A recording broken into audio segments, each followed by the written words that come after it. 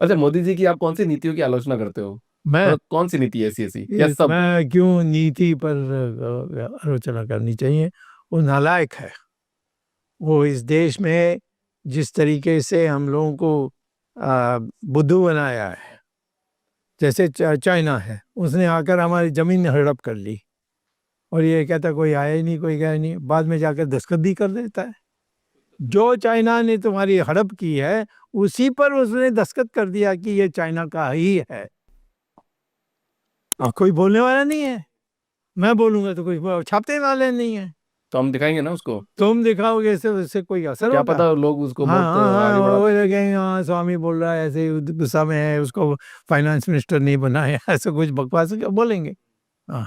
तो आपको ऐसा कोई दुख नहीं है, मतलब फाइनेंस में ठीक है बने तो अरे मैं कोई। तो कहता हूँ कि मुझे फाइनेंस मिनिस्टर मोदी से के राज में बनूंगा तो मैं फेल होकर जाऊंगा। अच्छा। मैं जो काम नाम है वो भी चले जाएगा।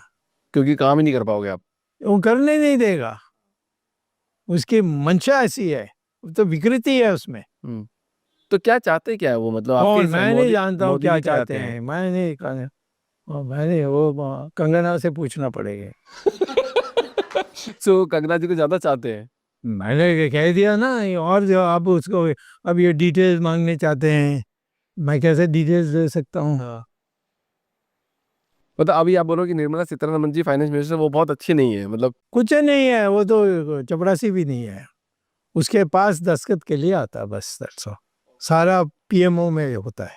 मैंने एक आईएएस ऑफिसर का इंटरव्यू किया वापस, तो उन्होंने मेरे को बोला कि अगर पीएमओ सब ट्रांसपेरेंसी आ जाए तो पूरा देश सुधर जाएगा। ट्रांसपेरेंट सिस्टम बन जाए तो पीएमओ को पता होगा कि कौन सी फाइल कहाँ पड़ी और कितनी देर तक पड़ी। तो मैंने पूछा तो क्यों नहीं, बोलते कि यही समझ में नहीं आ रहा आज तक कि करते क्यों नहीं है, मनसा नहीं है ट्रांसपेरेंट सिस्टम लाने की। नहीं नहीं, जब ट्रांसपेरेंट सिस्टम आएगा तो फिर वो अडानी को पैसा नहीं दे सकोगे। पर सर बिजनेसमैन को पैसा, मतलब कोई तो अरे बिजनेसमैन आगे बढ़ेगा। बिजनेसमैन पैसा कमाए दूसरी बात है, हम्म। बट जो झूठे तरीके से लेना, जो बनी बनी चीजें सबको नीलाम में अपने पॉकेट में डाल लेना, ये कैसा हो सकता है? ये नहीं हो सकता बिल्कुल। हाँ नहीं, फिर ये तो हमें डुबा देगा। हाँ। आसाराम जी के बापू बारे में बताइए, उनको किसने फंसाया? आसाराम बाबू के बाद एक ही चीज जानता हूँ, उनको जानबूझकर जेल में डाला गया, वो गलत था। जानबूझकर? जानबूझकर उसमें मोदी और अमित शाह दोनों दोनों कसूर है। अभी डिमोनेटाइजेशन कर दिया था, तो आपको लगता है वो सही हुआ, सफल हुआ वो? गलत हुआ, है। बेकार है। सारा पैसा हमारे पास वापस आया नहीं आया? अब भाव है लगभग, पैसा नहीं, सवाल है कि वो जो नोट्स हैं वो आनी चाहिए। वो नहीं आई। हाँ। ये इसमें तो पाकिस्तान ने और नोट्स छाप कर बांट दिए। तो जो आप ये चीजें बाहर नहीं आती ना, तो आप तो ऐसे ऐसे सवाल पूछ रहे हो जो रिजर्व बैंक आपको बताना चाहिए, पर वो बताएंगे नहीं, किसी को नहीं और बताया। हमसे ही पूछते रहते हैं आप। हाँ। अभी जीएसटी और सर्विस टैक्स पे भी आप। अब मैं तो कहता हूँ जीएसटी डालना ही गलत था। मैं तो उस समय पार्लियामेंट में अकेला खड़े होकर कहा ये आपको बर्बाद करेगी, इसको मत लाओ। वो अरुण जेटली दिमाग खराब हो गया था, उस अरुण जेटली को तो इकोनॉमिक्स पता ही नहीं था, और उसने कहा नहीं नहीं होना चाहिए। और इससे बहुत नुकसान हुआ हमारे देश में, कि जो भ्रष्टाचार आज है टैक्सेस में, और जीएसटी के कारण, इसको अभी रद्द कर देना चाहिए। कुछ भी लो, स्मगलिंग लो चाहे मतलब भ्रष्टाचार लो, सब इनकम टैक्स से रिलेटेड ही होता है तो। नहीं नहीं, इस तरह इनकम टैक्स से रिलेटेड होता है। इनकम टैक्स तो जिस व्यक्ति के पास इनकम है उससे एक हिस्सा लेनी है, और उसमें जो मेन चीज है कि आप जो कंडीशंस डालते हैं उसको आप निभा नहीं सकते। अच्छा। तो उसमें जो जो प्रेमी है उसको मिल जाता है, और जो उनके सामने खड़े हो जाता है उसको वो फिर जेल में डाल देते हैं। तो अमित शाह जी के बारे में क्या ख्याल है आपका? क्या कहना है मुझे? तुम एक एक आदमी के बारे में पूछते रहोगे, ये ठीक नहीं है। मोदी तो नालायक है, बस वो काफी है, उसके साथ ही सब नालायक हैं। हाँ। अच्छा, कैलाश मानसरोवर के बारे में तो बात कर सकते हैं ना, आपने वो यात्रा जब शुरू मैंने करी। ही खुलवाया। मैं अगर तंग शाओपिंग जो उनके सबसे बड़े नेता थे चाइनीज, उनसे बातचीत करके खुलवाया था। और पहला व्यक्ति जो गया था 36 साल के बाद वो मैं था। अभी की तो सिचुएशन सही नहीं, अभी तो अपन उधर कैलाश जाए। अभी कैसे जाएगा? तुमने तुम्हारे जब चाइना समझ ली कि मोदी डरपोक है तो इसीलिए वो आपको कीमत नहीं देगा। अभी आप बात करते हैं मोदी जी से या नहीं करते? नहीं, मैं नहीं करता। बिल्कुल बात, क्या बात करूंगा कोई बताइए? बातचीत नहीं होती है। मैं क्या बात करूंगा? कंगना के बारे में बात कर सकता हूँ, दैट्स ऑल। मतलब जयललिता जी आपको फाइनेंस मिनिस्टर बनाना चाहती थी, ऐसा सुन? हाँ नहीं, हाँ बिल्कुल, उसने वाजपेयी को कंडीशन बनाया था, हाँ। वाजपेयी ने धोखा दे दिया उसको।